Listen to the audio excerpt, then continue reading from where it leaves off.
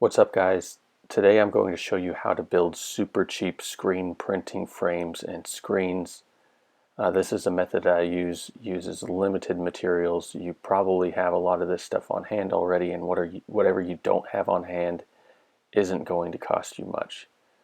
Alright, so I'm holding this screen up to the light right here to show you the finished product, and the reason why I'm holding it up to the light is to show you that there aren't any streaks or anything, and it's relatively taut.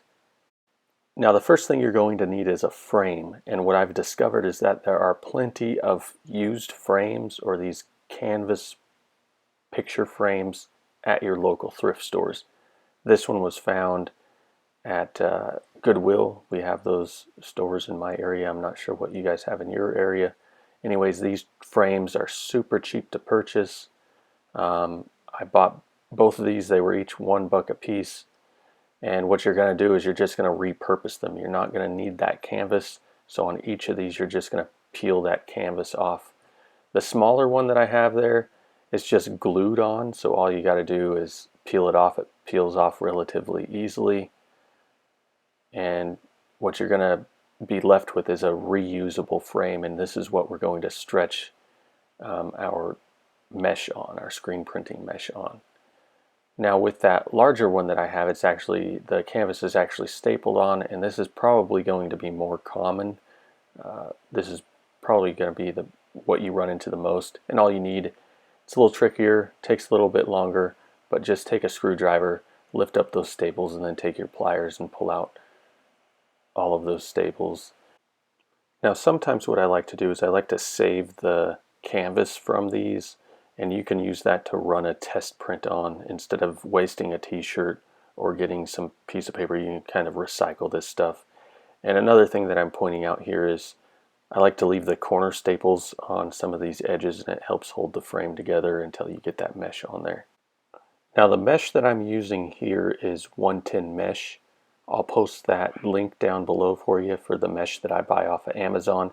It comes folded with creases, but you're not going to worry about those creases. When you stretch this screen, it's going to pull those creases out.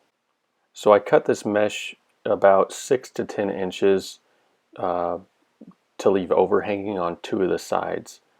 And what you're going to do is you're going to take this mesh and you're going to line it up even on 2 sides. So for instance, here on the top side and on the left side are going to be lined up perfectly. The overhanging pieces, about 6 to 8 inches, are going to be on the right side and on the bottom. Once you have your 2 edges lined up, you can start to add your staples, and here I'm adding a couple staples to the corners, and this seems to help when you're tensioning to keep it from pulling at awkward angles.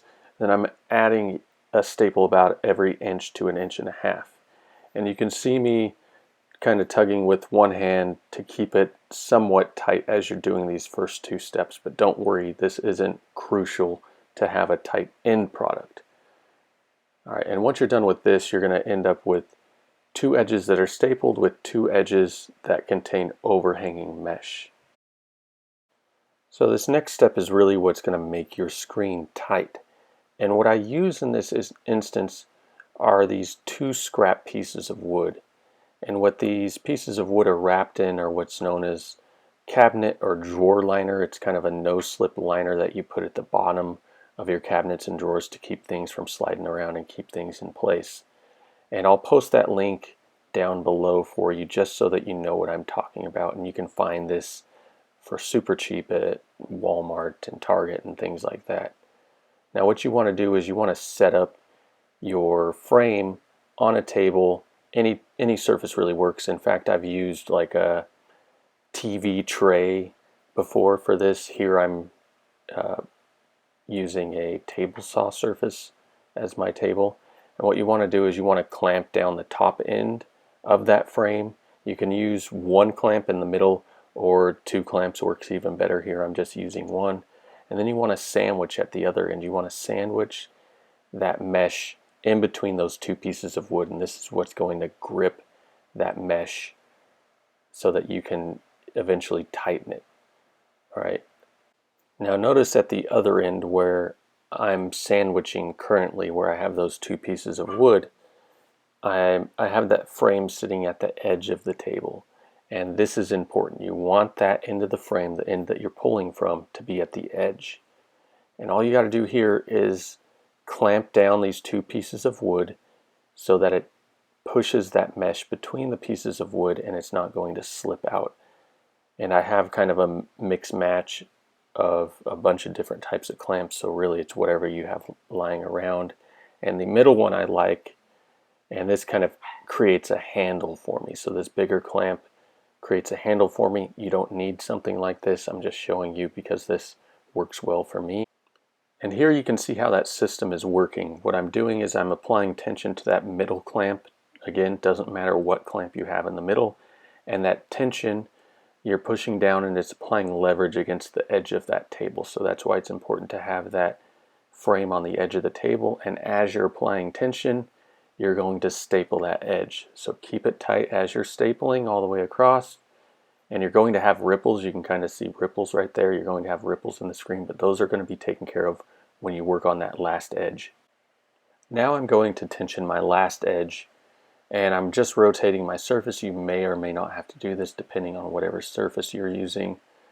Again, you want that frame to the edge, the side you're stretching to the edge of the table. I'm clamping down this frame from two sides this time instead of that one. And then on the side that you're stretching, that's at the edge of the table, you're going to again sandwich that mesh between these two pieces of wood. Using the clamps that I have, you're going to squeeze that mesh between so that it's unable to slip out as you're tensioning it. That last one in the middle that I use, again, you may not need as many clamps as I use. So this is your last side, and this is your last chance to make sure that you're getting all those ripples out of the screen. So you can kind of see I'm going to check one more time before I finish up the edge to make sure that I have those ripples out. And another thing I do, of course, hold that tension as you're stapling, but another thing I do with each of my screens is I tap in those staples with a hammer. And I don't show you this, but after each row that you staple, tap those staples in to make sure that they're fully seated. Once you're finished stapling everything, you can trim off that excess screen mesh. There's no real reason to save it. And the last test is the bounce test, and you typically use a quarter for this. I had a penny on hand, and you're going to drop it and make sure that you get sufficient bounce. And I get plenty of bounce. This is a perfect screen and super cheap. So I hope you guys get some use out of this. Make those screens. Don't be worried about messing up because they're so cheap. I'm going to provide you the proper links down below for Amazon, especially for that 110 mesh that I use. Please, please, please subscribe, and of course check out my other videos. Alright guys, take care, and I hope this helped.